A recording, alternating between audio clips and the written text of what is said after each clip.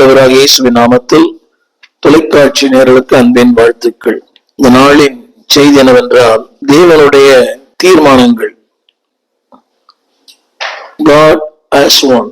தேவனுடைய ஆணை. இன்றைக்கு மனிதர்கள் ஆணையிடுகிறார்கள், ஆனால் அந்த ஆணையிலே அவர்கள் தோற்று போகிறார்கள்.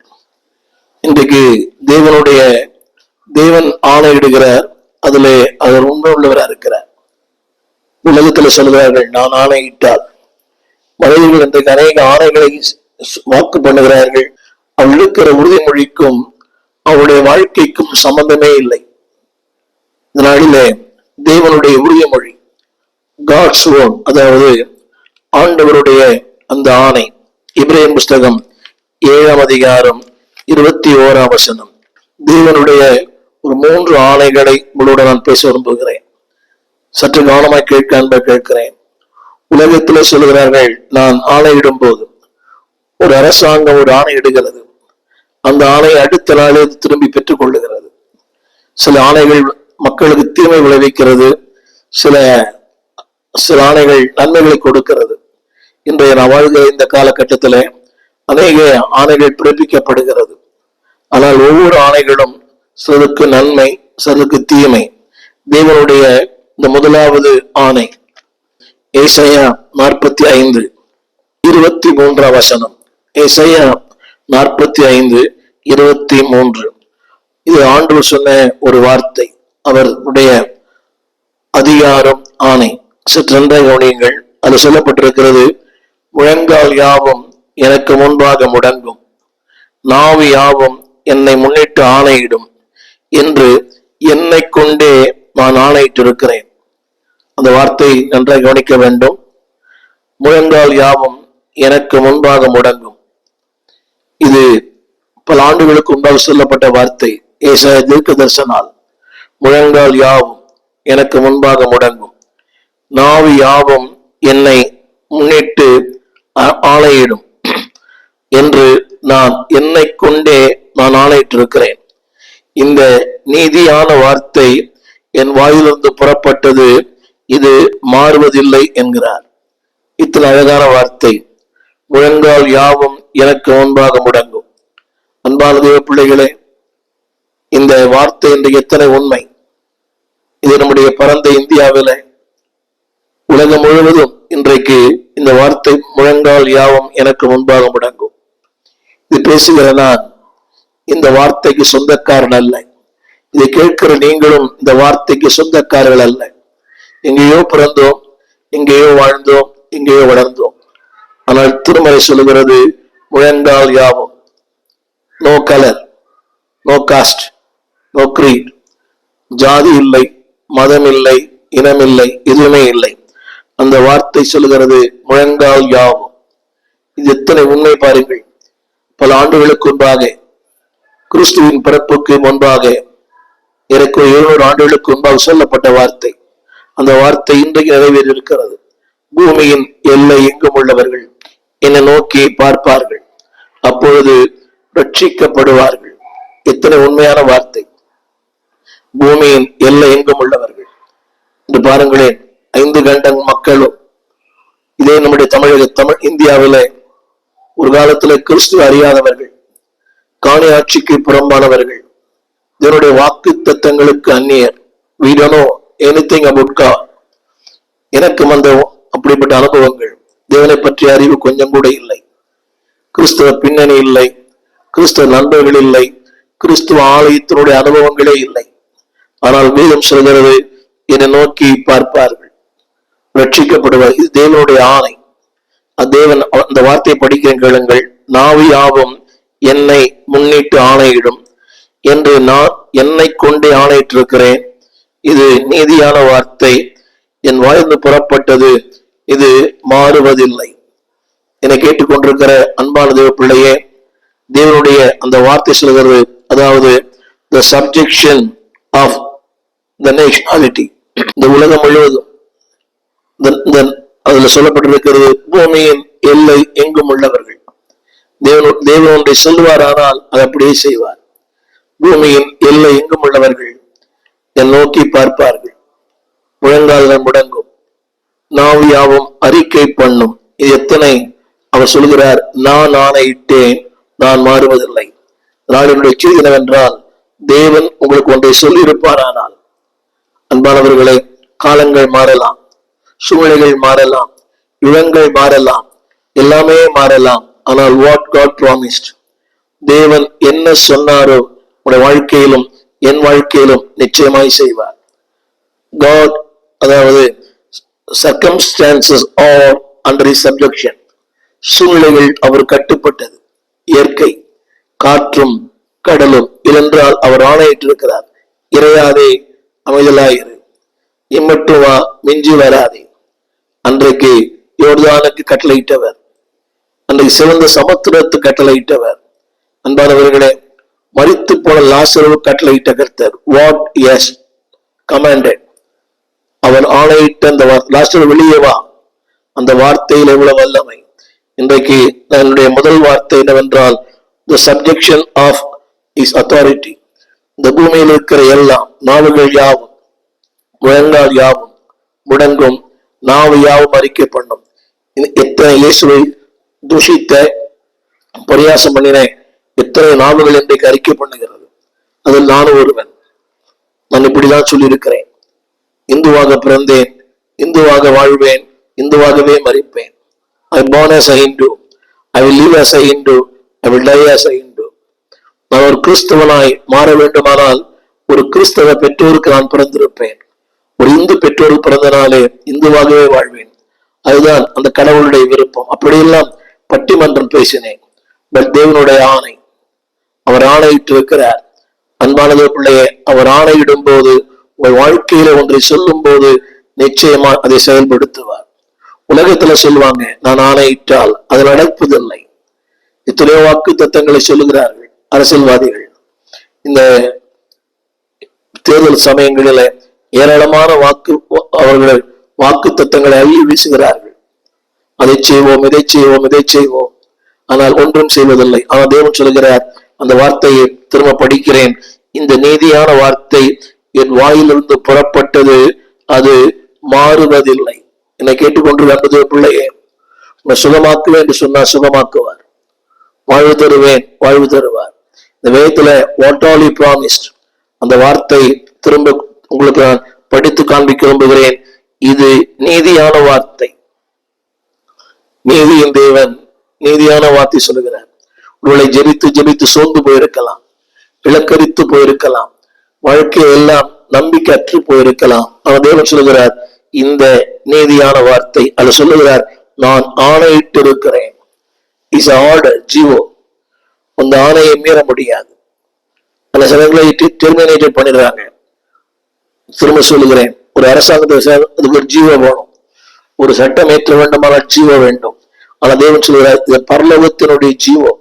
அவர் சொல்லுகிறார், இது நீதியான வார்த்தை என் வாழ்ந்து புறப்பட்டது, இது மாறுவதில்லை.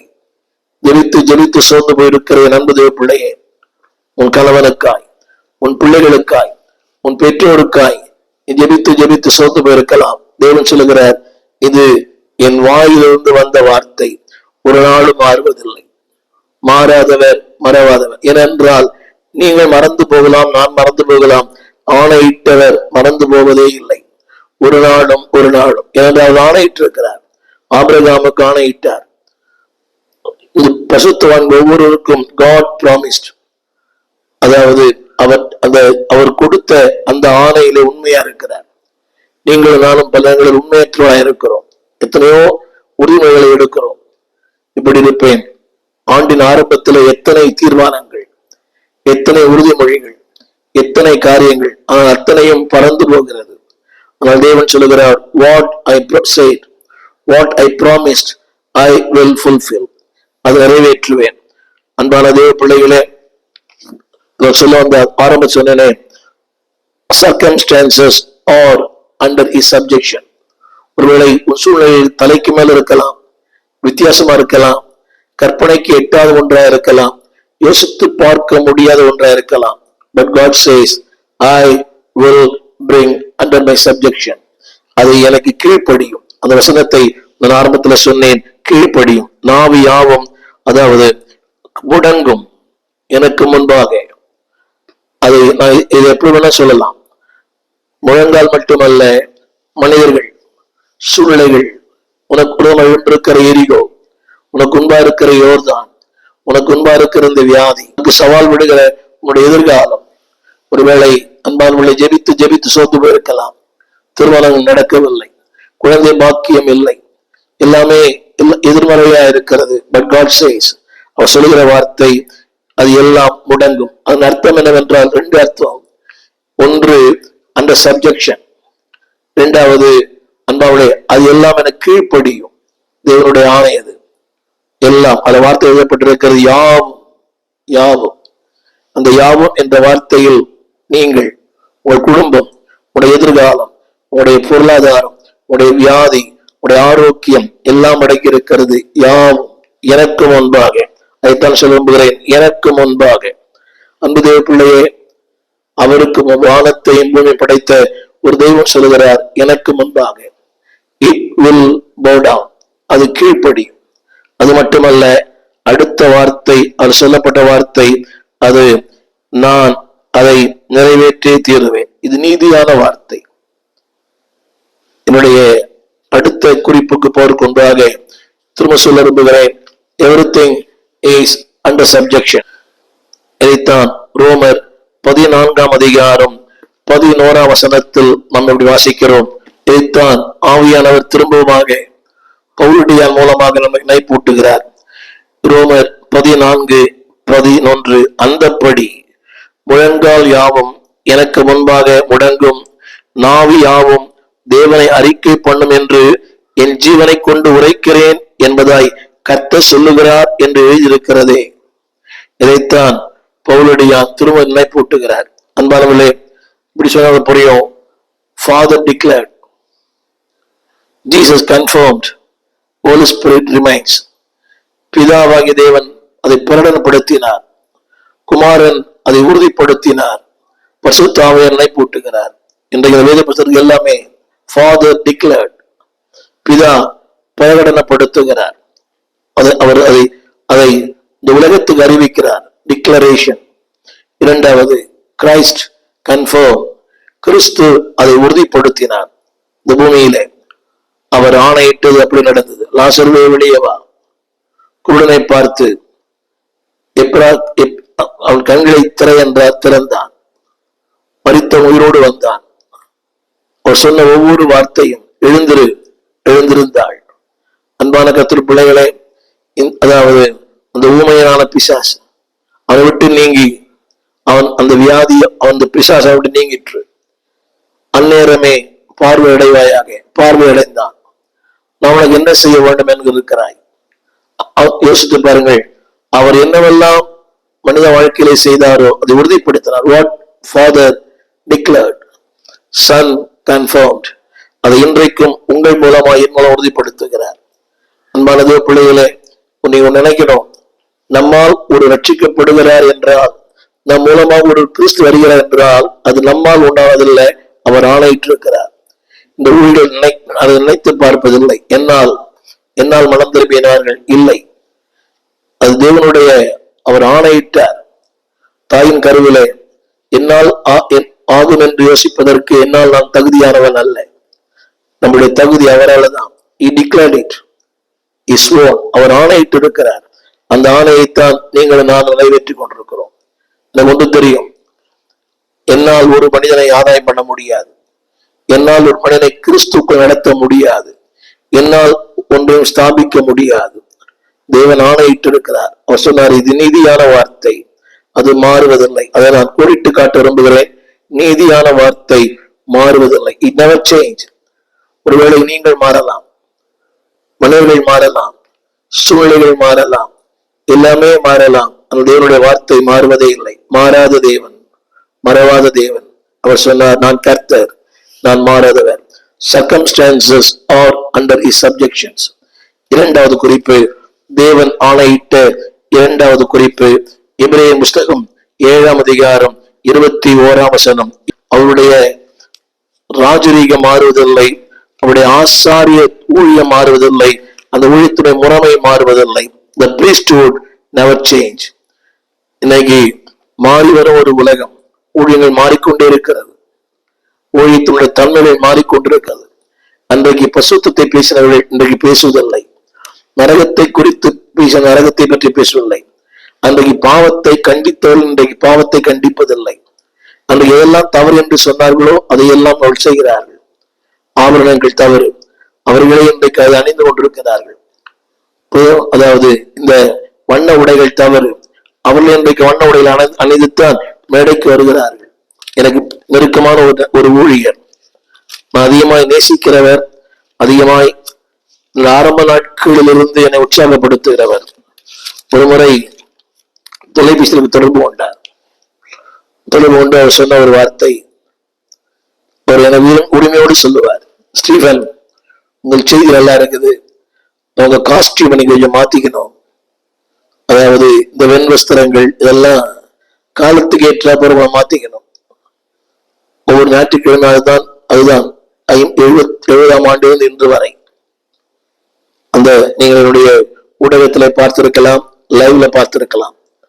ஞாயிற்றுக்கிழமை அவர் சொன்ன செய்தி நன்றா இருக்கிறது, ஆனால் உங்கள் காஸ்டியூம் கொஞ்சம் மாத்த நல்லா இருக்கும்.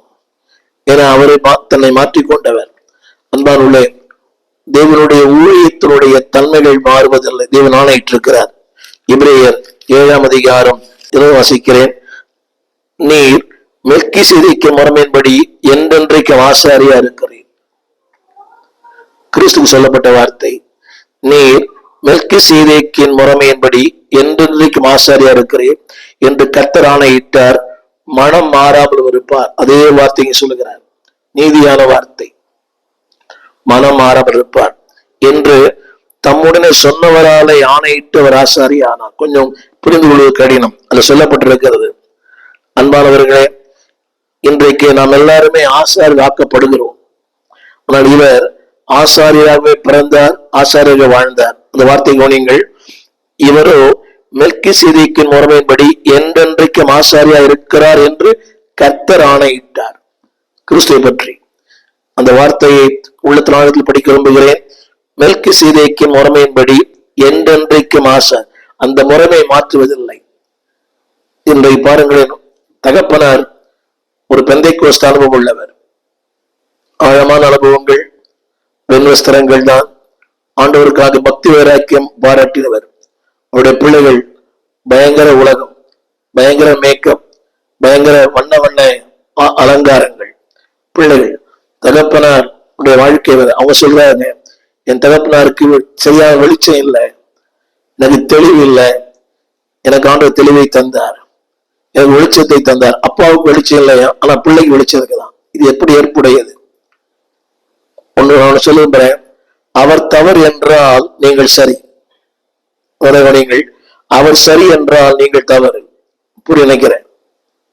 நமக்கு முன்னோடி வாழ்ந்தார்கள் எத்தனையோ பேர், இத்தனை பசுத்தவான்கள், காலம் சென்ற சுந்தரம் ஐயா அவர்கள், காட்டாத்துறை தாமஸ் ஐயா அவர்கள், எத்தனையோ பசுத்தவான்கள், ஒரு சாது ஐயா அவர்கள், கிருபாசனத்துடைய ஸ்தாபகர், இவ்வளவு பசுத்தவான்கள். அவங்க எல்லாம் அவருடைய செய்தி அப்போ சரி என்றால் நாம் தவறு, அப்போ அது தவறு என்றால் நாம் சரி. அது ஒரு நாள் தவறா இருக்க முடியாது. சுந்தரம் ஐயா அவர்கள், மறைந்த காட்டாத்துறை தாமஸ் ஐயா அவர்கள், மறைந்த ஜீவானந்தம் ஐயா அவர்கள், எம்எல் ஜபுசிங் அவர்கள், ஒரு பேட்ரிக் ஜோஷா அவர்கள், இந்த பசுத்தவான்களை யோசித்து பாருங்கள். அவருடைய வாழ்க்கையினுடைய எளிமை. கடைசி காலம் வரை பேட்ரிக் ஜோஷா ஐயா அவர்கள் அந்த காக்கி பேண்ட் ஒயிட் ஷர்ட் தான். அந்த 2ஆம் தர வகுப்பில் தான் அவர் பிரயாணம் பண்ணினார். அது எனக்கு ஏற்புடையது அல்லது, ஆனால் அது அவருடைய வாழ்க்கை. சாகும் வரை சகோதரர் எம்எல் ஜபசிங் என்றுதான் அவர் அழைத்துக் கொண்டார். அதே போல அண்ணன் ஜீவானந்த் அவர்கள் கூட. நான் சொல்ல வந்த கருத்து என்னவென்றால், அவருடைய முறைகளை மாற்றவே இல்லை. ஒரு காலத்திலே தெருவில் நின்று அந்த புனல் வழியாக கர்த்தருடைய ஊழியத்தை செய்த எம்எல் ஜபசிங் அவர்கள் ஒரு காலத்திலே 240 நாடுகளுக்கு மேலாக இருக்கிற டிரான்ஸ்வேர்ல்ட் என்கிற ஒரு மிகப்பெரிய இயக்கத்தின் தலைவராய் மாறினார். தெருவில் நின்று அந்த குழல் மூலமாக வசனத்தை, இரும்பு அந்த குழல் மூலமாக வசனத்தை அறிவித்தவர்.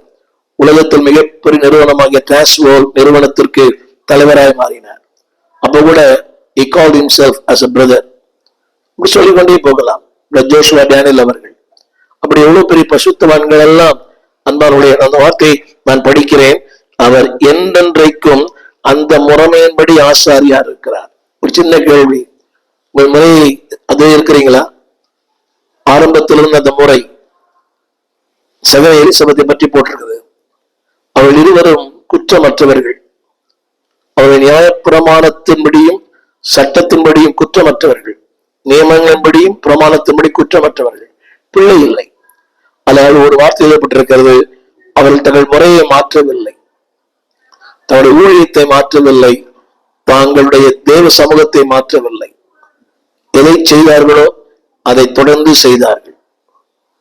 என்னை கேட்டுக்கொண்டிருக்கிற அன்பு தேவ பிள்ளைகளே, அந்த முறை, தங்கள் முறையை அவர் மாற்றிக்கொள்ளவே இல்லை. அடுத்த வார்த்தை அங்கு எழுதப்பட்டிருக்கிறது, இயேசுவானவர் ஆணையின்படியே ஆசாரியாக்கப்பட்டது எவ்வளவு விசேஷித்த காரியம். இந்த வார்த்தை கவனிங்கள், இயேசுவானவர் ஆணையின்படியே ஆசாரியாக்கப்பட்டார். எப்படி சொன்னாங்க புரியும்? அந்த ஆசாரியாக்கப்பட்டாரே, அதை மாற்றமே இல்லை.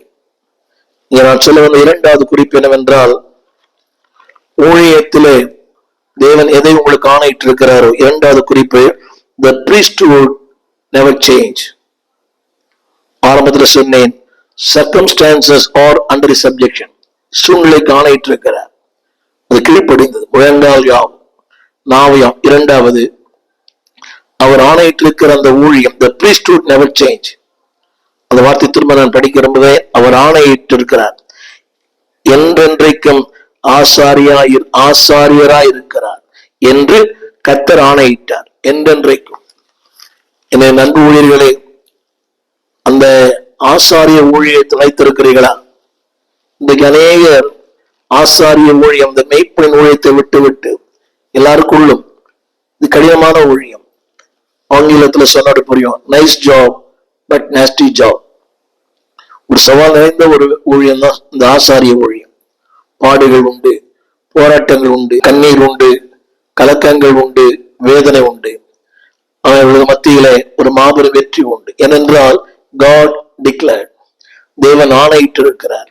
அன்பானவர்களே, நீங்களான ஊழியம் செய்ய என்று சொன்னால் அந்த வசனத்தை நான் திரும்ப விரும்புகிறேன். அவர் இயேசுவானவர் ஆணையின்படியே, அவர் ஆணையின்படியே தான் நீங்கள் ஆசாரியராக்கப்பட்டீர்கள்.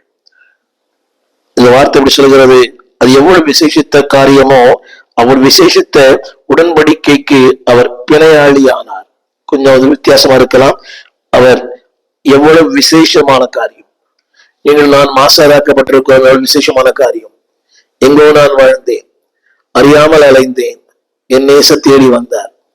அம்பானியின் பிள்ளை என்று அழைக்கப்படுவதை விட ஆண்டவரின் ஊழியர் என்று அழைக்கப்படுவது ஆசீர்வாதம். இதான் பண்டைய பிள்ளைகள் அப்படி சொன்னார். அமெரிக்காவின் ஜனாதிபதி என்று சொல்லப்படுவதை விட நான் ஆண்டவரின் ஊழியர் என்று சொல்லப்படுவதை பாக்கியமாய் கருதுகிறேன். எத்தனை பேர் அதை விரும்புறாங்கன்னு தெரியல. துக்கமான ஒன்று, ஊழியர்களுக்கு இன்றைக்கு பெண் கிடைப்பது மிக கடினம். ஊழியமா ரொம்ப வேணாம் இல்ல என்றவரை இவ்வளவு மேன்மையான ஊழியம். அந்த வார்த்தையை தோம படிக்கிறேன், எவ்வளவு அதுல சொல்லப்பட்ட விசேஷித்த காரியம். அடுத்து அதே வார்த்தையில எபிரேயர் 7:22 எவ்வளவு விசேஷித்த உடன்படிக்கைக்கு அவர் பிணையாளி ஆனார்.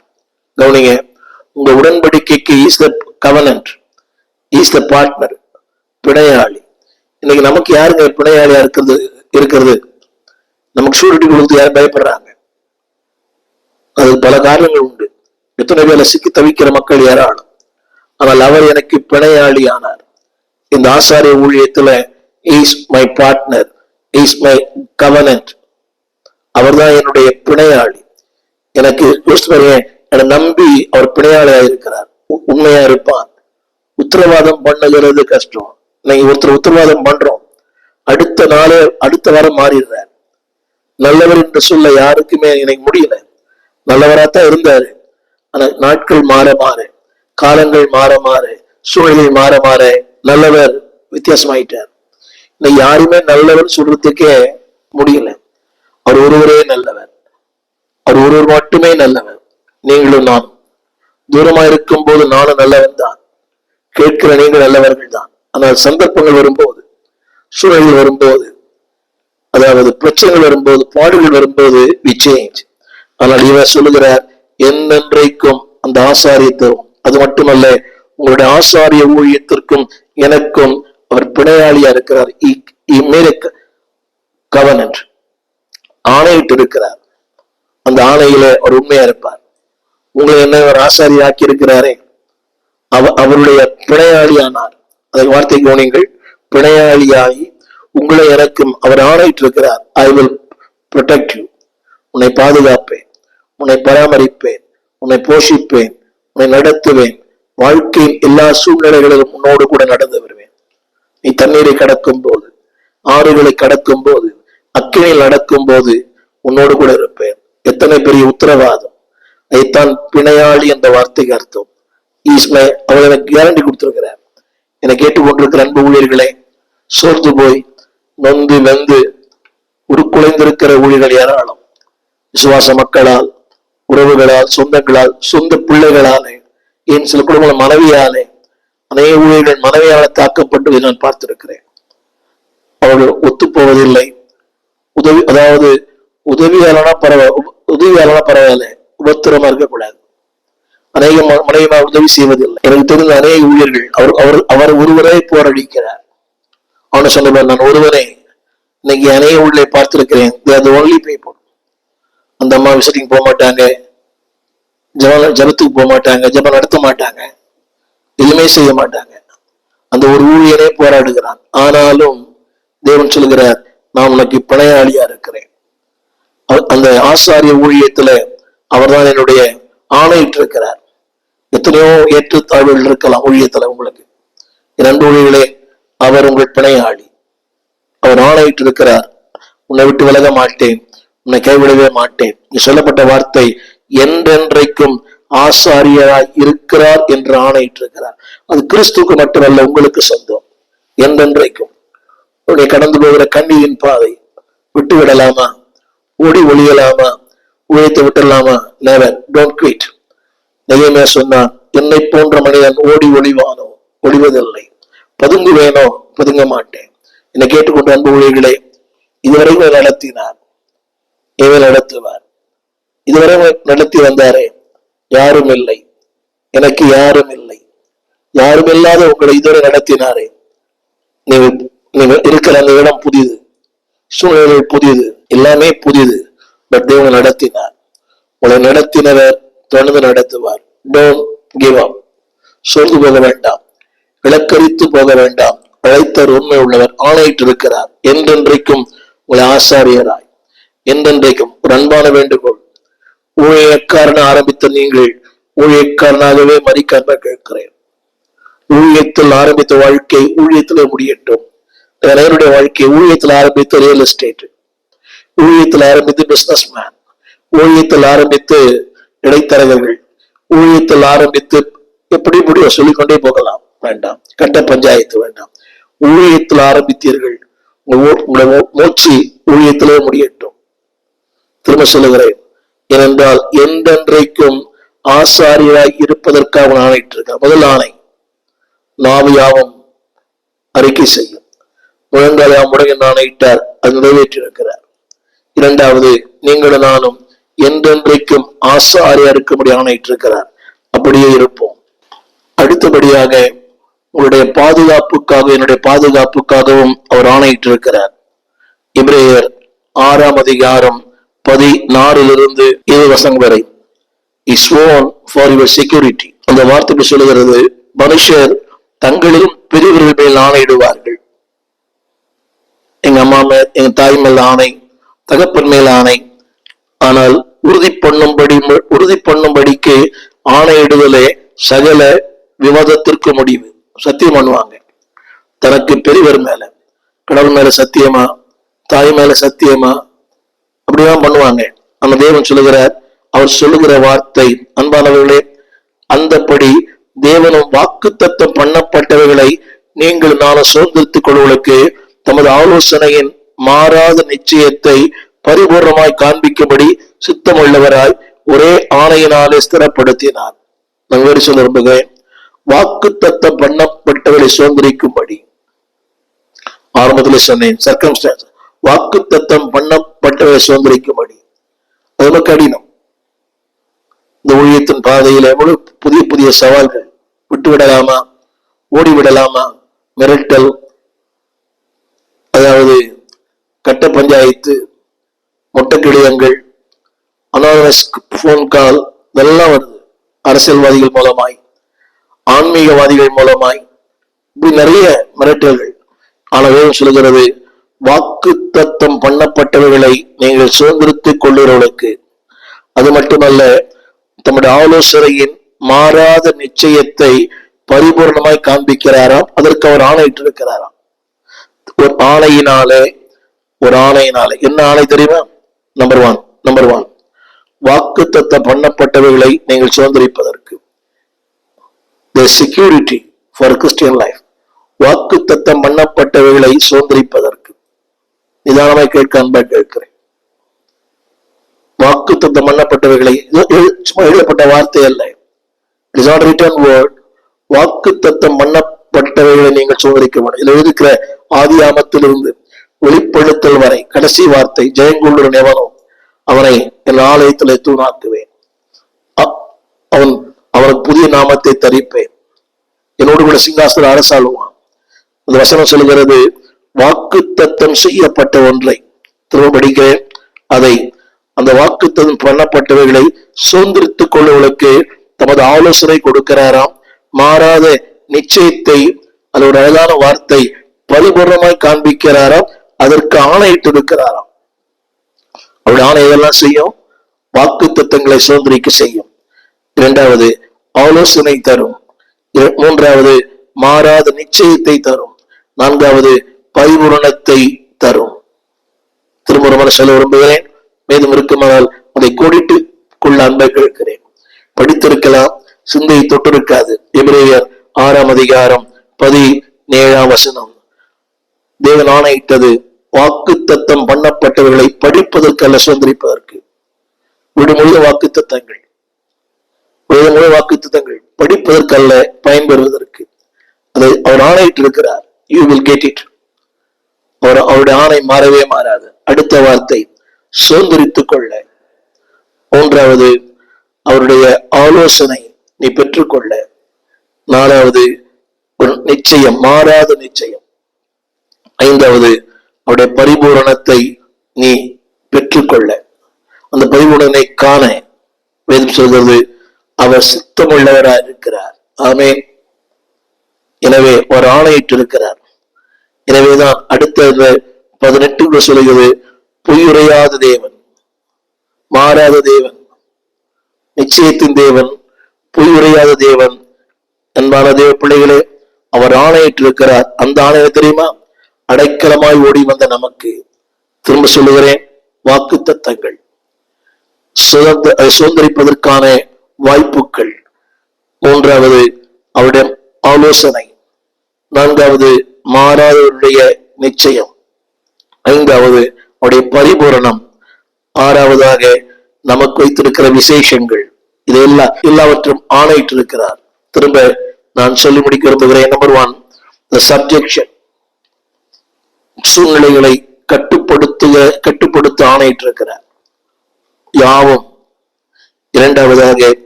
இரண்டாவதாக the priesthood. ஊழியத்துல அவர் ஆணையிட்டு இருக்கிறார். I will be with you. அந்த ஊழியத்துல என்றென்றைக்கு மாறாத ஆசாரிய ஊழியத்திற்கு உன்னை அவர் ஏற்படுத்தியிருக்கிறார். உனக்கு உதவி செய்வார். மூன்றாவதாக the security. உனக்கு ஒரு பாதுகாப்பு. ஆரம்பத்தில் சொன்னது போல வாக்கு தத்தங்கள், அதை சுதந்திரிப்பதற்கு அந்த நிச்சயம், இந்த பொறுமை. வேதம் சொல்வது, அடைக்கலமாய் ஓடி வந்த உங்களுக்கு எனக்கும் மாறாத அந்த பாதுகாப்பையும் பராமரிப்பையும் செய்வேன் என்று ஆணையிட்டு இருக்கிறார். முதல் ஆணை, சூழ்நிலைகளை கட்டுப்படுத்தும் ஆணை. இரண்டாவது, உன்னுடைய ஆசாரிய ஊழியத்திலே நிலைநிறுத்தும் ஆணை. மூன்றாவது, அன்பானவர்களே, எதை சொன்னாரோ அதை பெற்றுக்கொள்ளும் ஒரு ஆணை. வாக்கு பண்ணியதை நீ சுதந்திரிக்கிற ஒரு ஆணை. பொறுமை, பரிபூரணம், ஆலோசனை, இத்தனையும் தந்து வழிநடத்து ஆணையிட்டு இருக்கிறார். இந்த ஆணைகளை தேவன் அவர் பேர் ஆணையிட்டு இருக்கார். சத்தியம் பண்ணி கொடுத்திருக்கிறார். நான் ஊழியத்தில் இருப்பேன். 2வது, உன் சூழ்நிலைகளை நான் நடத்துவேன். சப்ஜெக்ஷன், முடங்கும், கீழ்ப்படியும். 3வது, உனக்கு என்ன சொன்னேனோ அதை நிறைவேற்றி தருவேன். பிரீஸ்ட்ஹுட். 2வது, நம்முடைய விசுவாச வாழ்க்கையில வாக்குத்தத்தம் பண்ணவர்களை சுதந்திரிப்பதற்கு, சூழ்நிலையை கட்டுப்படுத்துவதற்கு முடங்கும், கீழ்ப்படியும். ஆணையிட்டவர் உண்மை உள்ளவர்.